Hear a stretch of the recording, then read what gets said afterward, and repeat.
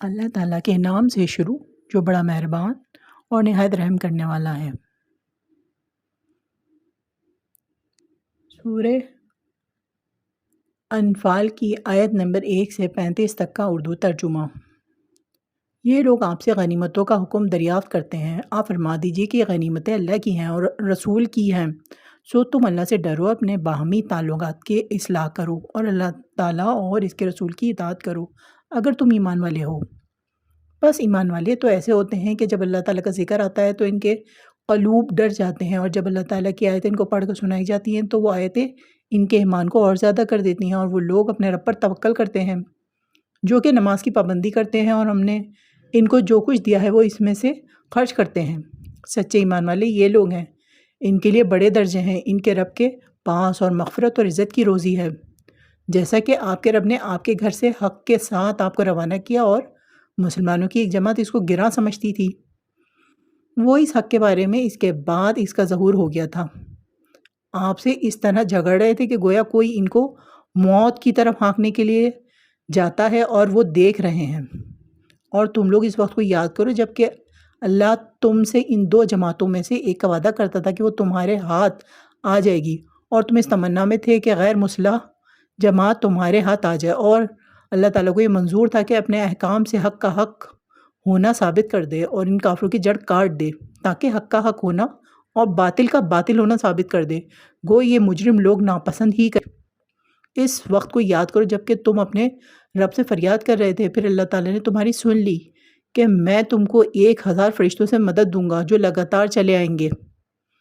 اور اللہ تعالیٰ نے یہ امداد محض اس لیے کی کہ بشارت ہو اور تاکہ تمہارے دلوں کو قرار ہو جائے، اور مدد صرف اللہ ہی کی طرف سے ہے جو کہ زبردست حکمت والا ہے۔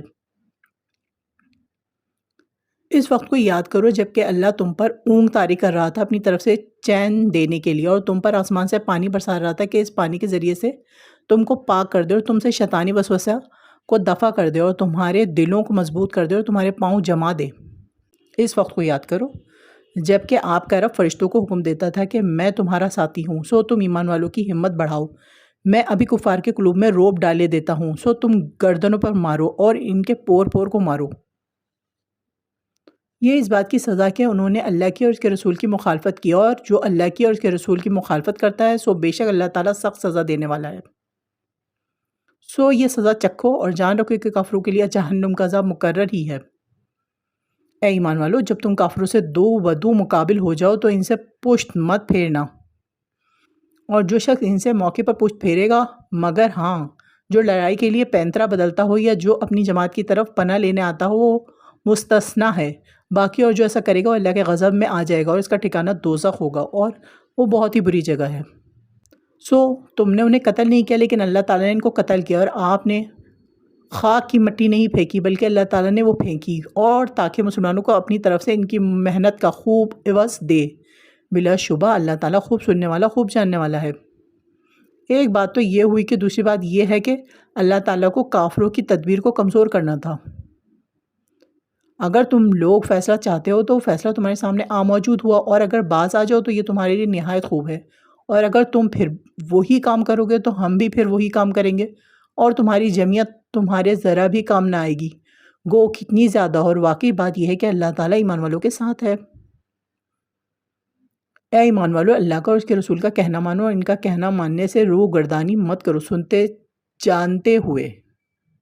اور تم ان لوگوں کی طرح مت ہونا جو دعویٰ تو کرتے ہیں کہ ہم نے سن لیا، حالانکہ وہ سنتے سناتے کچھ نہیں۔ بے شک بدترین خلائق اللہ تعالیٰ کے نزدیک وہ لوگ ہیں جو بہرے ہیں، گونگے ہیں، جو ذرا نہیں سمجھتے، اور اگر اللہ تعالیٰ ان میں کوئی خوبی دیکھتا تو ان کو سننے کی توفیق دے دیتا، اور اگر ان کو اب سنا دے تو ضرور روگردانی کریں گے بے رخی کرتے ہوئے۔ اے ایمان والو، تم اللہ اور رسول کے کہنے کو بجا لاؤ جب کہ رسول تم کو تمہاری زندگی بخش چیز کی طرف بلاتے ہوں، اور جان رکھو کہ اللہ تعالیٰ آدمی کے اور اس کے قلب کے درمیان آڑ بن جایا کرتا ہے، اور بلا شبہ تم سب کو اللہ ہی کے پاس جمع ہونا ہے۔ اور تم ایسے وبال سے بچو کہ جو خاص صرف انہی لوگوں پر واقع نہ ہوگا جو تم میں سے ان گناہوں کے مرتکب ہوئے ہیں، اور یہ جان رکھو کہ اللہ سخت سزا دینے والا ہے۔ اور اس حالت کو یاد کرو جب کہ تم زمین میں قلیل تھے، کمزور شمار کیے جاتے تھے، اس اندیشے میں رہتے تھے کہ تم کو لوگ نوچ گھسوٹ نہ لیں۔ سو اللہ نے تم کو رہنے کی جگہ دی اور تم کو اپنی نصرت سے قوت دی اور تم کو نفیس نفیس چیزیں عطا فرمائیں تاکہ تم شکر کرو۔ ایمان والو، تم اللہ اور رسول کے حکم میں جانتے ہوئے خیانت مت کرو اور اپنی قابل حفاظت چیزوں میں خیانت مت کرو، اور تم اس بات کو جان رکھو کہ تمہارے اموال اور تمہاری اولاد ایک امتحان کی چیز ہے، اور اس بات کو بھی جان رکھو کہ اللہ تعالیٰ کے پاس بڑا بھاری اجر ہے۔ اے ایمان والو، اگر تم اللہ سے ڈرتے رہو گے تو اللہ تعالیٰ تم کو ایک فیصلے کی چیز دے گا اور تم سے تمہارے گناہ دور کر دے گا اور تم کو بخش دے گا، اور اللہ تعالیٰ بڑے فضل والا ہے۔ اور اس واقعے کا بھی ذکر کیجئے جبکہ کافر لوگ آپ کی نسبت تدبیر سوچ رہے تھے کہ آپ کو قید کر لیں یا آپ کو قتل کر ڈالیں یا آپ کو خارج وطن کر دیں۔ وہ تو اپنی تدبیریں کر رہے تھے اور اللہ اپنی تدبیر کر رہا تھا، اور سب سے زیادہ مستحکم تدبیر والا اللہ ہے۔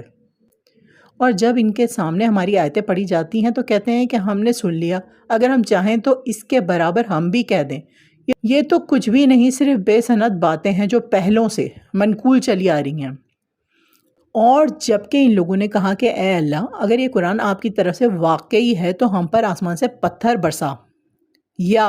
ہم پر کوئی دردناک عذاب واقع کر دے، اور اللہ تعالیٰ ایسا نہ کرے گا کہ ان میں آپ کے ہوتے ہوئے ان کو عذاب دے، اور اللہ ان کو عذاب نہ دے گا اس حالت میں کہ وہ استغفار بھی کرتے ہوں۔ اور ان میں کیا بات ہے کہ ان کو اللہ تعالیٰ سزا نہ دے، حالانکہ وہ لوگ مسجد حرام سے روکتے ہیں، جبکہ وہ لوگ اس مسجد کے متولی نہیں، اس کے متولی تو سوائے متقیوں کے اور اشخاص نہیں، لیکن ان میں اکثر لوگ علم نہیں رکھتے۔ اور ان کی نماز کعبے کے پاس صرف یہ تھی، سیٹیاں بجانا اور تالیاں بجانا، سو اپنے کفر کے سبب اس عذاب کا مزہ چکھو۔